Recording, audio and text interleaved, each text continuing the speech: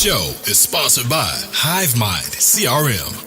It is more than just a CRM. It is a real estate and business mastermind that comes with an all-in-one CRM. You can have unlimited websites and users. You can call, text, RVM, and email all in one user interface. And you can set up custom automations for any type and multiple businesses. 65% of companies start using a CRM system within the first 5 years of business. Once implemented, the HiveMind will save you on marketing, give you more time, and make more money.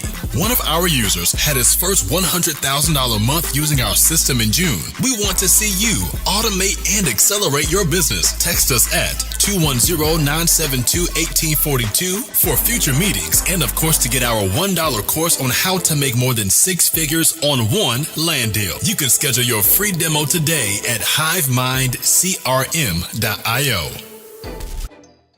All right, we're here today with Alec Lebeck from Phoenix, Arizona.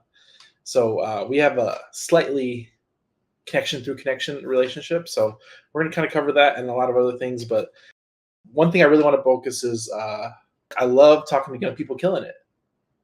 That's what it's all about. You're young.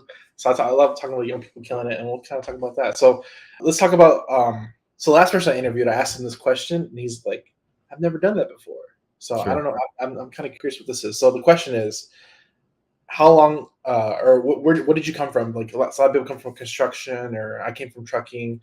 The last person I talked to, he's like, I've been an entrepreneur since I was 12. I'm like, okay, I never heard that one before. So how'd you end up doing real estate, and like what'd you do prior to this, and how'd you end up where you're at? Well, it's kind of like it started very early. My parents both were realtors, and that's how they met. Oh, nice. And then, Dad was never really around, but my mom, she was always very, she'd push at me the idea of buying a house and renting it out to my friends in college and, doing that whole thing. And then when I got into the restaurants, I was, working with some friends over there that left the restaurant industry to go into real estate. And it kind of like clicked for me, because I was like, wait, you guys are in your young 20s going into real estate.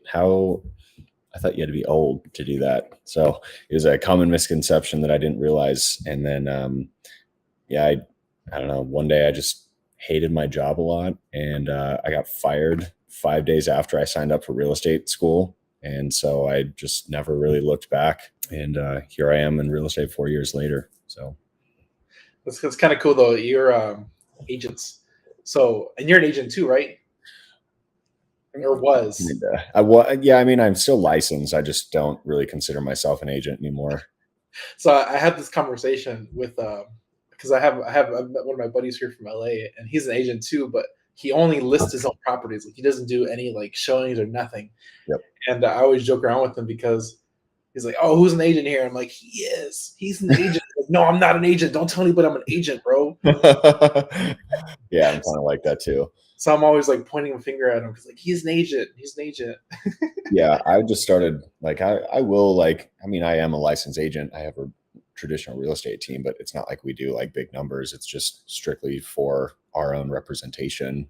But now a couple of my agents, they've started taking on my traditional clients so that we can still, make sure they're getting taken care of. Yeah, and that's the wearing many hats. Yep. You gotta wear your agent hat. You gotta wear your investor hat. You gotta wear your flipper hat. And It's just juggling the deal depending on what type of solution they need. Yep. So we're problem solvers. So you wear many hats. Whereas me, I don't even want to be associated with agent. I'm like, yeah, here's my agent buddy. He'll take care of it. It's just a funny dynamic. Yeah, it is. With agents. So I never asked this, but how old are you? Just turned 27 last week. 27. See, I love talking to people younger than 30. I turned 30 this year, so I'm like, do you really? Heck yeah. I turned 30. So I'm like, I love talking. One of the persons that interviewed, one of my, he's like 22, working on his first flip. I'm like, let's go. Nice, dude. That's awesome. Starting them young, and it's really kind of crazy because like when I was that young, I had like. I didn't even know what I wanted to do. When you're so young, like you started when you're 23. I started my first business when I was 25. So it's just been kind of, you find your own place eventually. Yep, exactly. Yeah, you do. And it's like when you were in that stage, looking back at it, you're like, I don't know what I'm gonna do. I guess like you said it earlier, like I got fired from my job and I was already in real estate. So I'm like, all right, well, I guess we'll go down this path and see where it leads. Yeah, I don't know. I hated having a boss so much that I just said I'm going to do whatever I have to do to figure this out and make it work. And somehow I got some deals through before I ran out of money. So here we go. That's what happens. So let's talk about your first deal. So were you an agent with your first deal, or would you kind My of first ever deal? Yes. And then even when I was first starting in wholesaling, I was still more of an agent then, but I started transitioning at that point when I got my first wholesale deal. So how long were you an agent before you started doing investor stuff? Like 2 deals in, 6 months in? Probably like I started getting my feet wet 6 months in, but I didn't do my first deal until probably about a year in. So I was an agent for about a year before I got my first wholesale deal, but I started like marketing and consistently doing it for the first like 6 months or 6 months after I started. No, that's good. I like laying out perspective because some people think it's all rosemaries and daisies, and they're gonna fall into a deal and it's gonna be a $10,000 deal and it's gonna be a happy miracle. And I mean, my first one was 13, but that was, like I said, a while into me spending money on marketing. And so it was really just a payback deal. yeah, payback for all the countless hours of education you went through. Yeah, exactly. No, that's awesome. So so agent kind of went down the entrepreneur route, 4 years down. What is something that you've learned that you wish you would have learned sooner in your real estate career? What's a big one? I would say managing finances. Okay. I went through some pretty nasty years of financial difficulty, and then I'd get some money, and it was this up and down cycle all the time. And I wish I had learned like more about the profit first model earlier on, so I could start segmenting my money out and making sure that I was budgeting and accounting for things that were going to be a part of the business instead of just money in, money out all the time. It's okay, money in, some stays, the rest goes out here and the rest goes out there, and then this gets saved. So now you operate efficiently off of that with the profit first? Yeah. The one thing a lot of wholesalers get stuck in is that roller coaster. They're like a high paid employee. Yeah.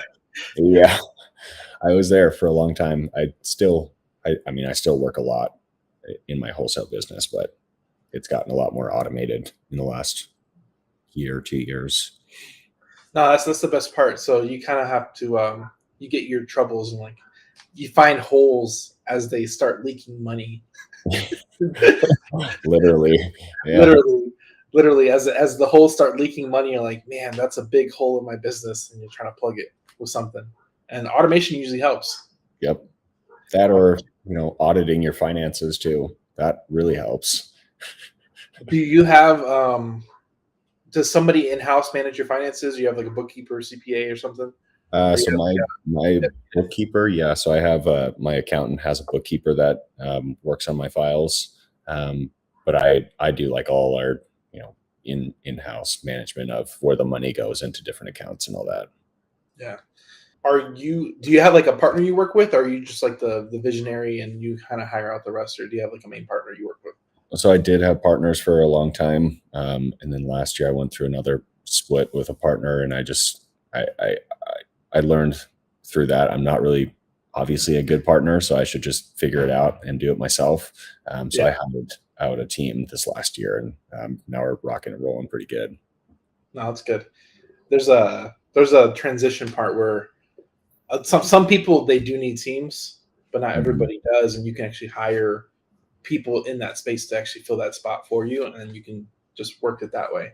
Yep. So it comes into management, team management, and leadership as a whole. Yep. And that's been fun learning. No, it's a process, man. Like everybody thinks entrepreneurship is all Lambos and stuff, and they don't see the they don't see the breakup partnerships and the deals that fall through and somebody snaking you 10K. And you're like, you just gotta let it go sometimes. Yeah, I've had all three of those happen.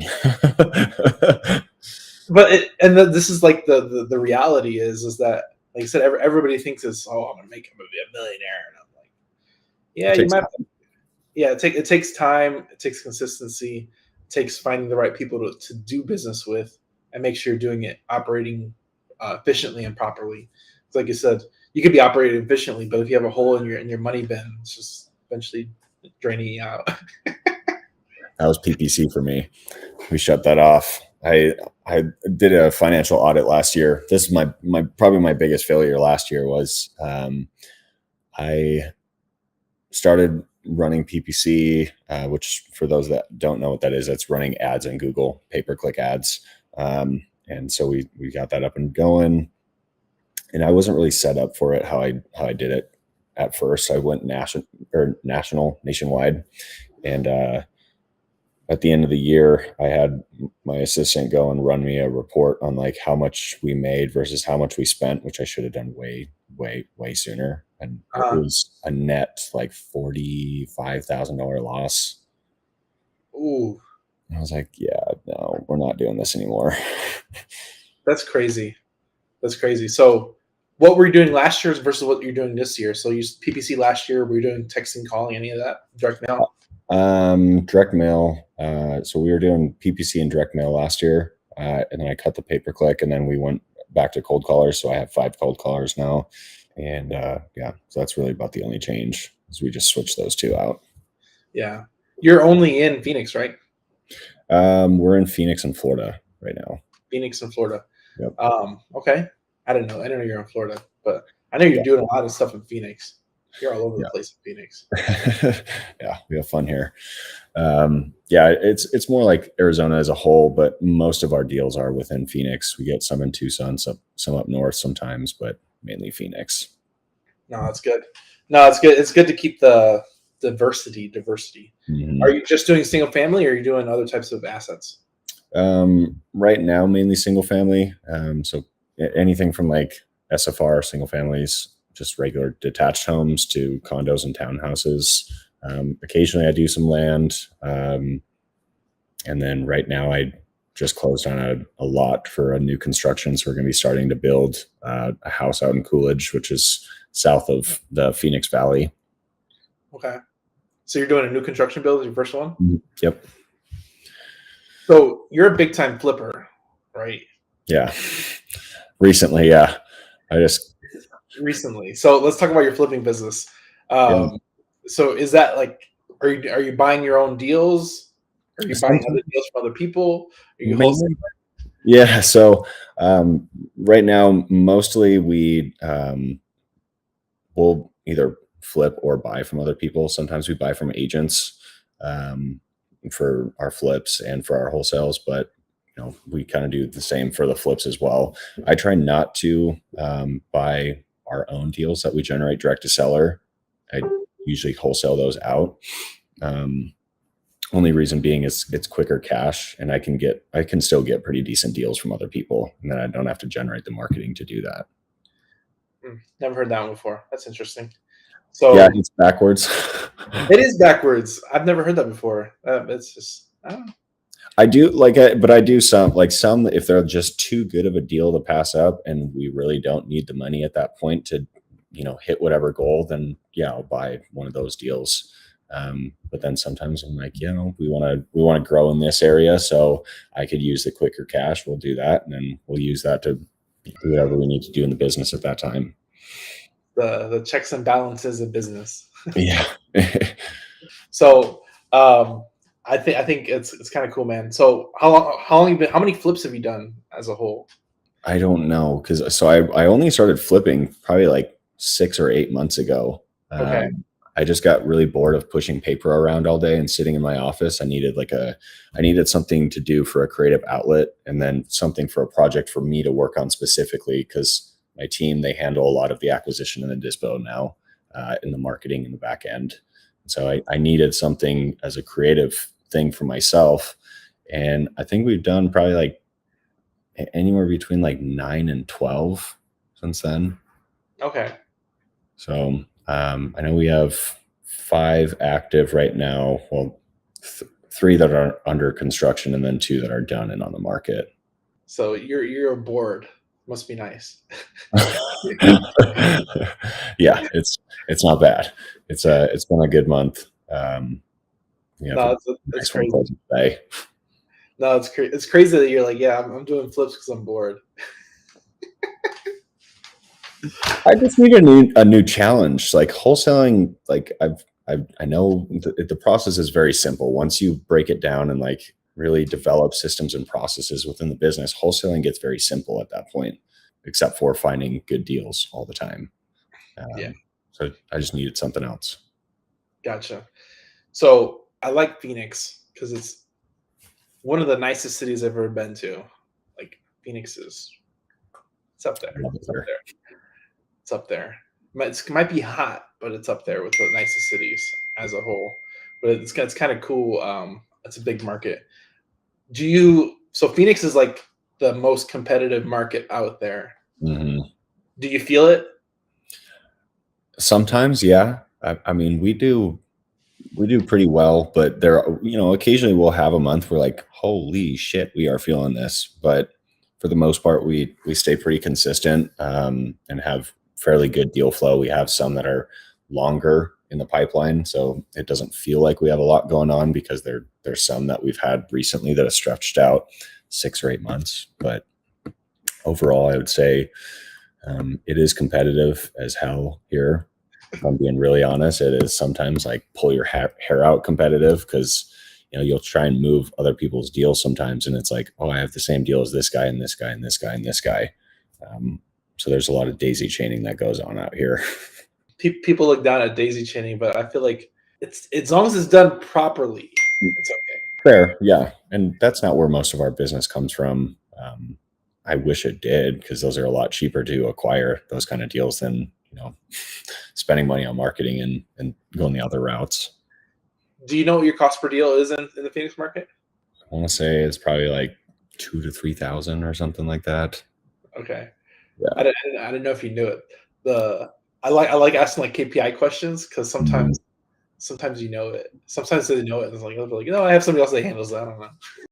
Yeah, that's not my department. I'm not sure.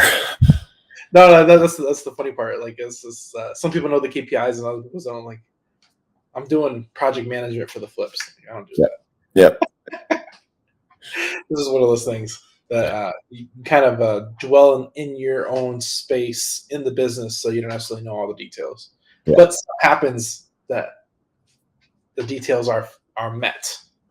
That is something I would like to know a little bit better. I don't know, my assistant, she handles a lot of those numbers, and then I just know when the money comes in and goes out. Yeah. How big is your team now? It's not huge.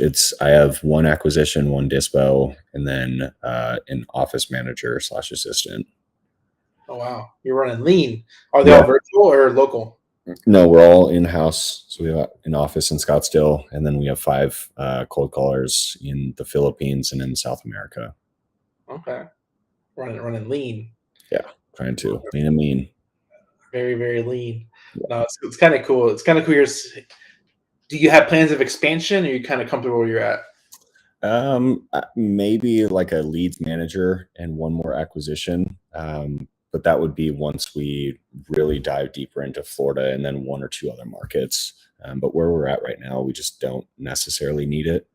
My acquisition guy is pretty good at, picking up good deals. So we don't have to do quite as many tiny ones to keep everything, keep all the lights on. So let's talk about the Florida market. How long ago did you start the Florida market, and how has that been working out for you since you've been in Florida? Very recently, I would say probably within the last month. We're still gaining traction and building up our buyers list out there. It's completely different than Phoenix, because Phoenix, like, everyone's used to buying things at 70 to 80%. There, you have to buy things pretty deep. Yeah, Florida's a hot market. We have a lot of people in Florida, and it's just we just moved the deal in like 24 hours in Florida. Our first deal in Florida, last week. Nice. So it's kind of And we mostly do deals in Texas. So we're personally working on a flip here in California, working on a deal in Atlanta. So I'm gonna spread out everywhere. I'm spread out all over the place, but it's kind of cool, managing everything Yeah. from anywhere. That's the beauty of it. What is that like doing a lot of things in Texas? I've heard it's very competitive over there as well. It depends where you're at. Depends where you're at and what you're doing. So we do a lot of land stuff, and there's Okay. not many people doing land, so we just kind of skate on by.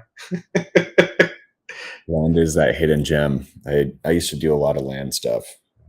Haven't been doing it as much recently, but very profitable. Yeah, we like land because people it doesn't cash flow, so people are willing to let it go for cheaper. I guess I never thought of it like that. It's a tax liability every year. True. Every year. Every year. Every year. So people have been holding on for 20 years and they probably paid out so much a year in taxes. And if they don't pay the taxes, the state gonna come and take it from them. Yeah, I have a problem like that on the lot right now. But yeah, so that new construction, we're actually in a little dispute on that one because there was a treasurer's deed recorded on it before we closed on it, but we've been under contract on it for like, I think 8 months. Did title miss it? Title missed it. Oh no. Guess Yep. title have to eat that one. What, you're going to leave it up to the buyer to do your job?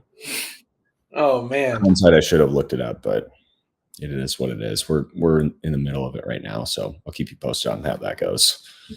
No, it's just you can't do it all. You can't do it all. And when it comes to that stuff, it just they're title company. That's what they do. I mean, one would think, right? So that's interesting. Interesting. So you're in a dispute with the title company. How much are the taxes? I think there was like $6,000 in liens on it. They missed those too?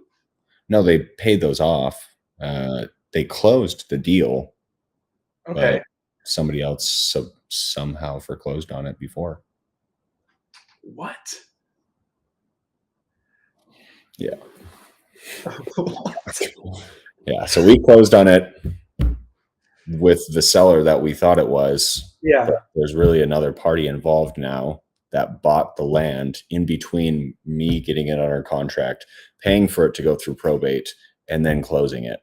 And they took ownership at that point. So now there's a dispute of who actually owns it. Yeah. Well, who got paid? Did the seller get paid twice? No, I don't think the seller got anything from the other party, but they got money from me. They got money from me.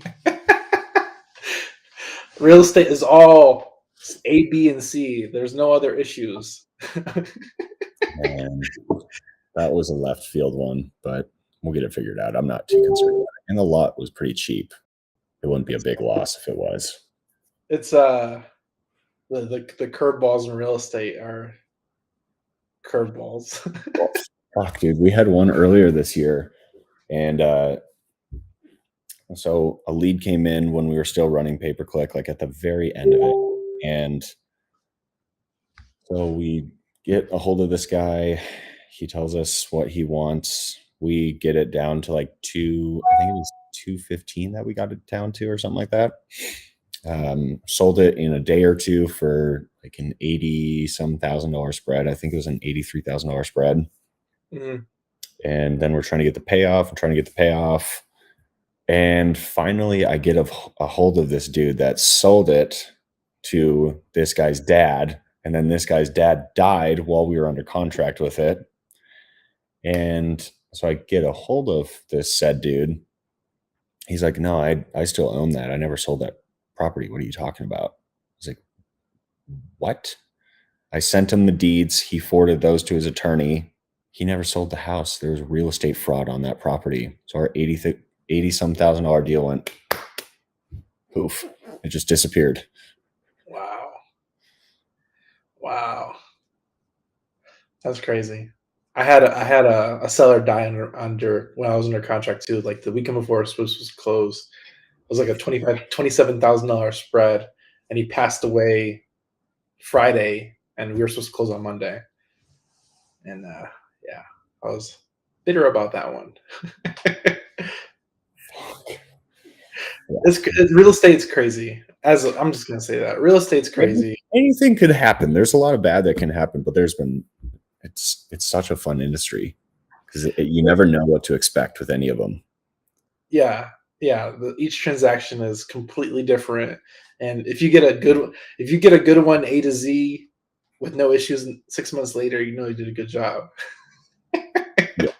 Because even hearing your stories is like, even after it closes, there's still gonna be issues.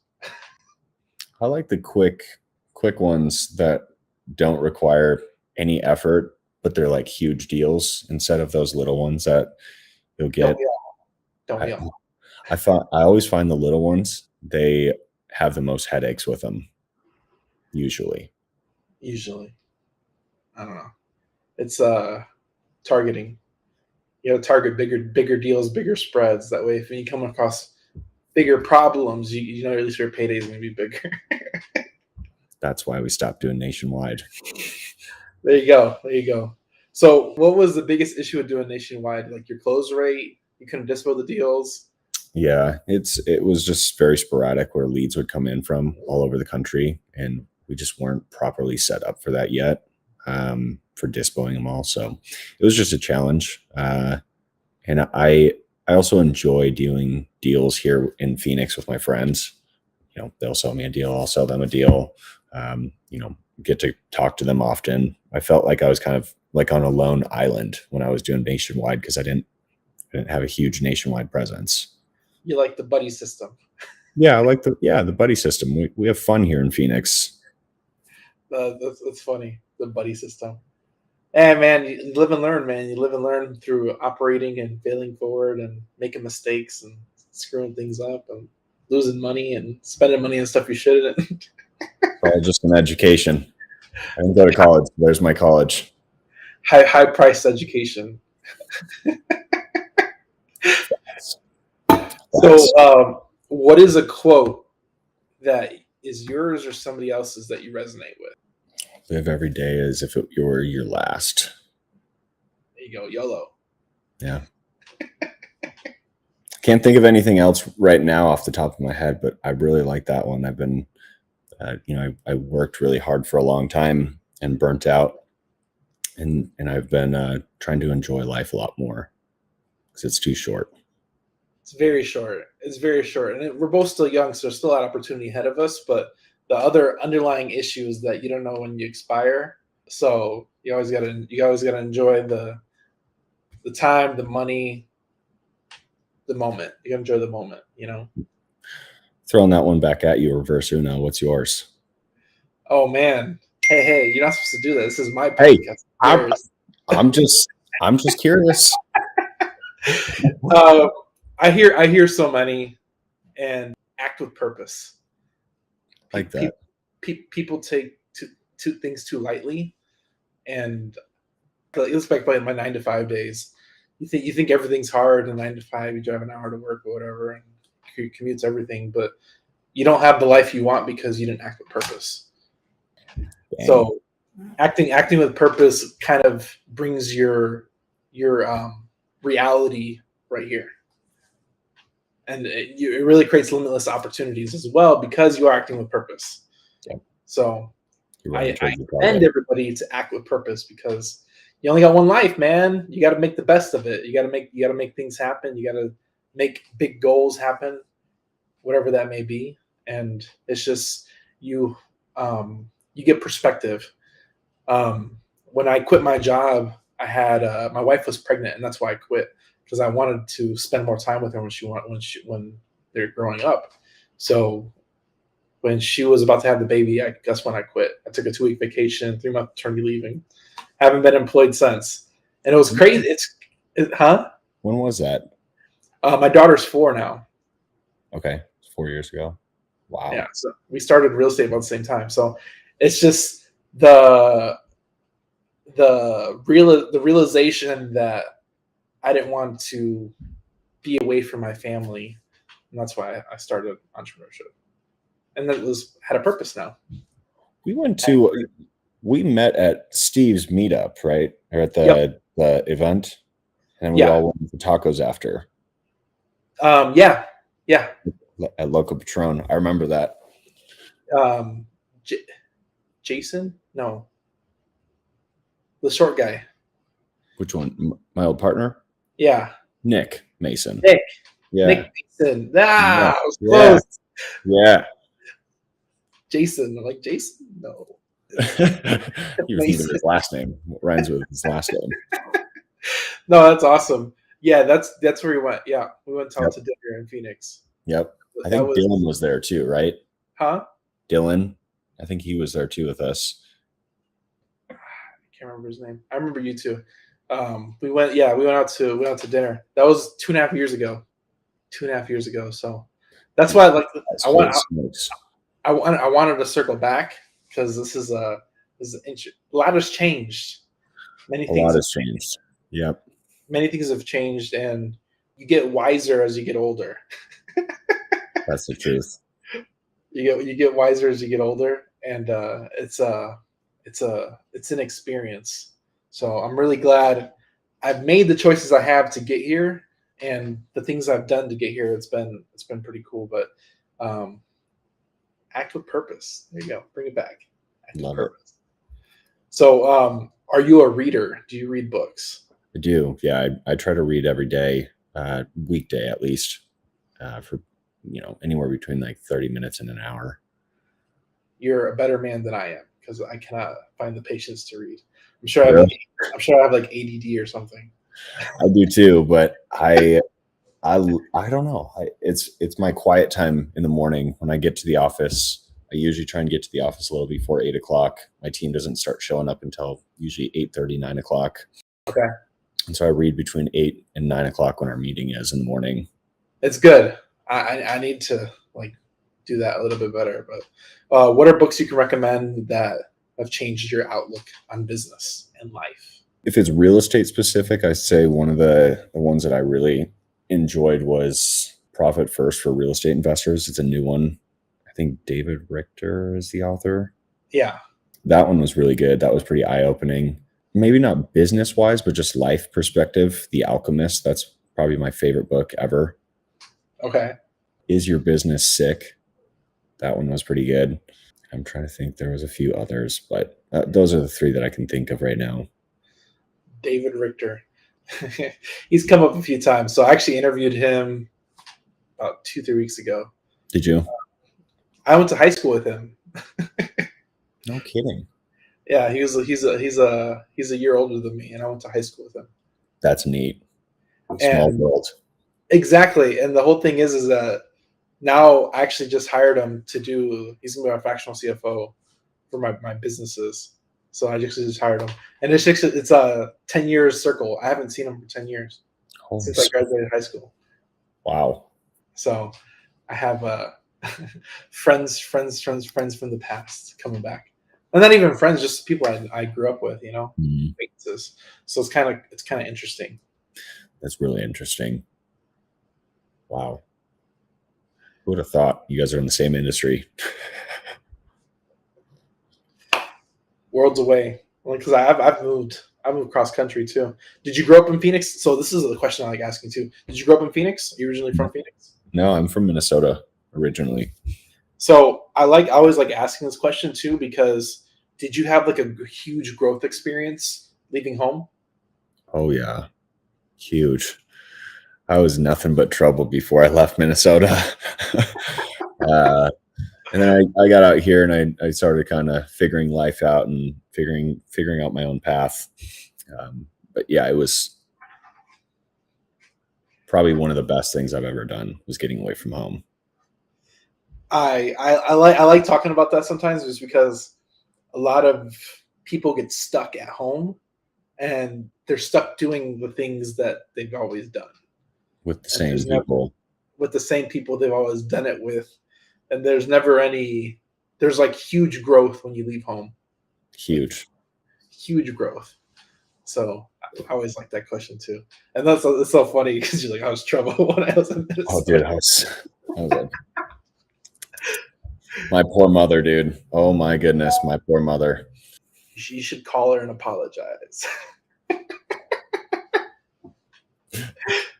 No, it's an interesting epiphany that I tell this to because I talk to, not that I'm older, but I'm almost 30, but 18 wasn't that long ago for me, you know.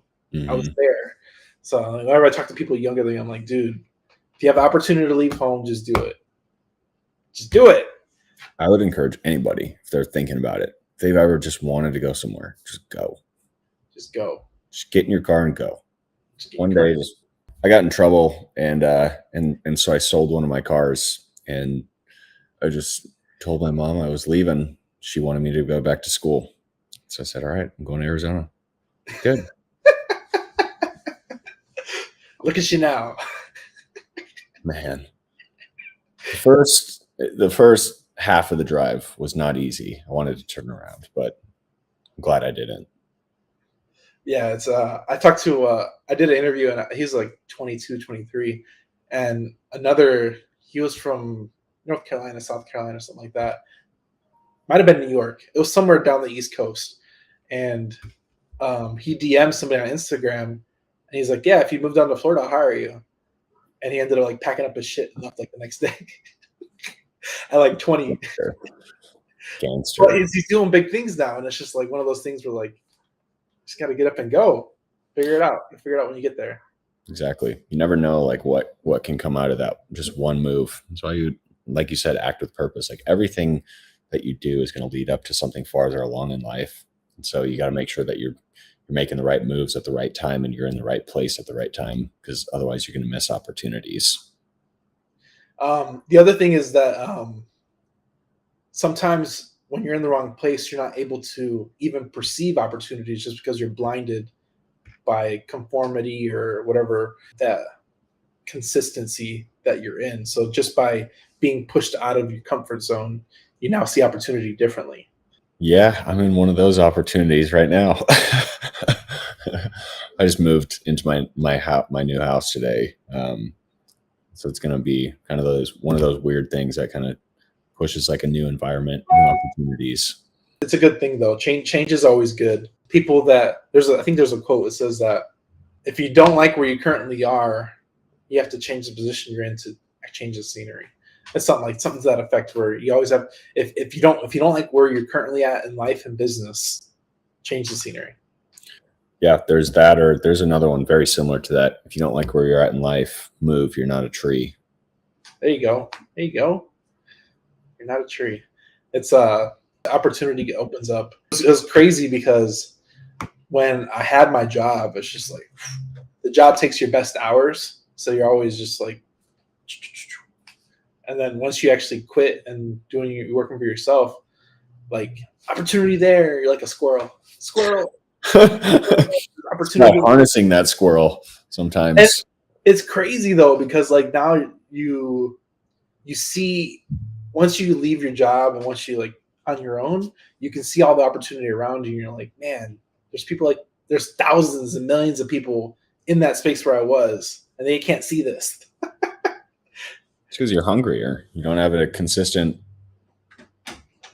appetite being fed to you.